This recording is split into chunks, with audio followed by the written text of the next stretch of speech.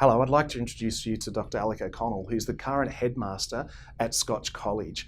Thank you so much, Alec, for joining us today at the NESLI headquarters in Melbourne.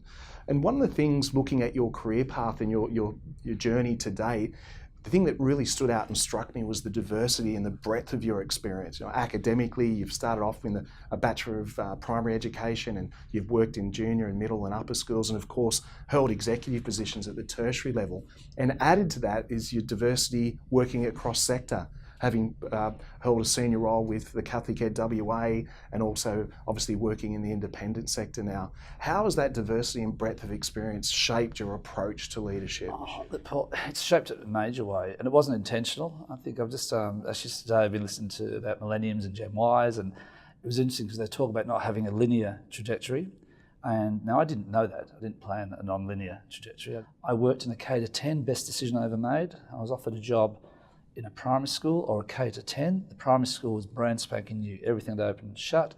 The K to 10 was the opposite. And my good advisor, my lecturer at UWA, Curtin, said to me, take the K to 10 because you'll never know what options it could open. And that was the best bit of advice I ever got, because a lot of things that happened unfolded out of the structure of the school. When we think about the design of professional learning at Scotch College, you've changed that significantly in your time there. Can you talk about how the strategic approach and the allocation of funding towards professional learning has changed over the last 4 or 5 years? It's interesting, Paul. When budgets are tight, first things organisations do is cut PD and cut the wrong things.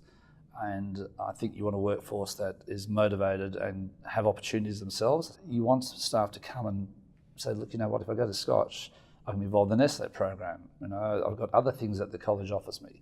So, therefore I'll be able to improve my skills. It's not just, it's more about trying to get intrinsic rewards. And I think that's what it is. It allows people in a busy world to taper their learning to themselves, because really it's about individualised learning, because one size doesn't fit all.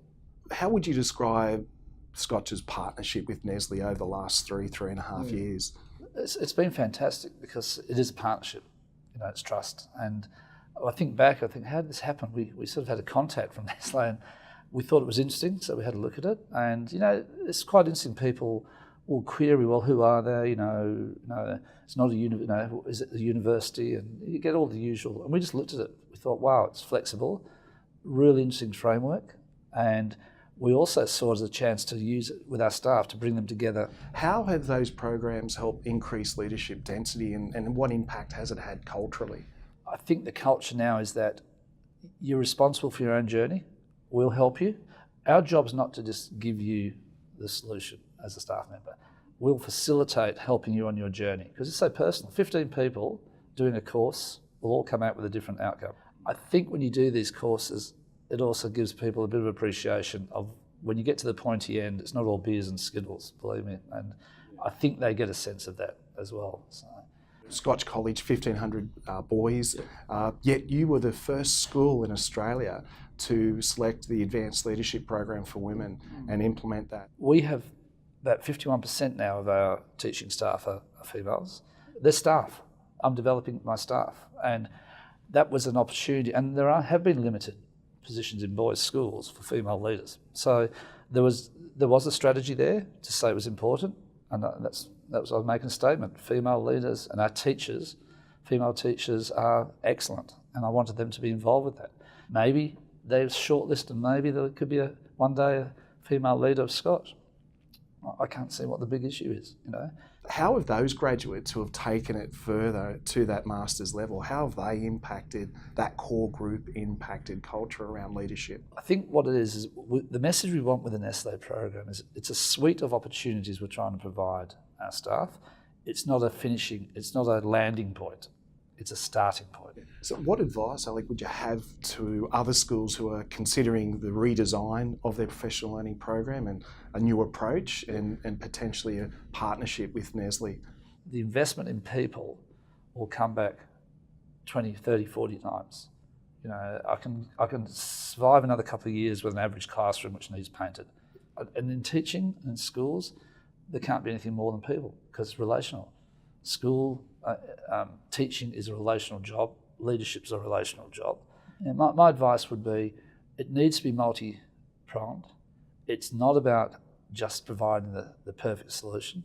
It's giving them tasters, having different modes of learning, using it for different, having different strategies, but you've got to be clear on what your strategy is. Alec, what is it around the NESLI course design that you find really appealing and feedback that you get from your staff? It's the flexibility and that it can be done. So I don't know whether the teacher's sitting in their lounge room at 3:30 or at their golf course or in a classroom. They can do it as multimodal, so that's the great thing. They also have flexibility in their timelines, so they're doing their assignments, etc., etc. So it's very much driven. The best thing about it is that the individual can tailor it around their needs. They also, I think the great thing is that while it's individual, it can be individual because your workstation, there's the shared cohort across. So you're getting mixed, you're getting the best of both worlds, I think. And I just think it's the flexibility. So Dr. Alec O'Connell, thank you so much for visiting us at NESLI, and we look forward to continuation of our partnership with you in the years to come. This is a really important partnership, and it's been really beneficial for a lot of our staff, or 50 odd staff, which is terrific, and hopefully that will keep expanding.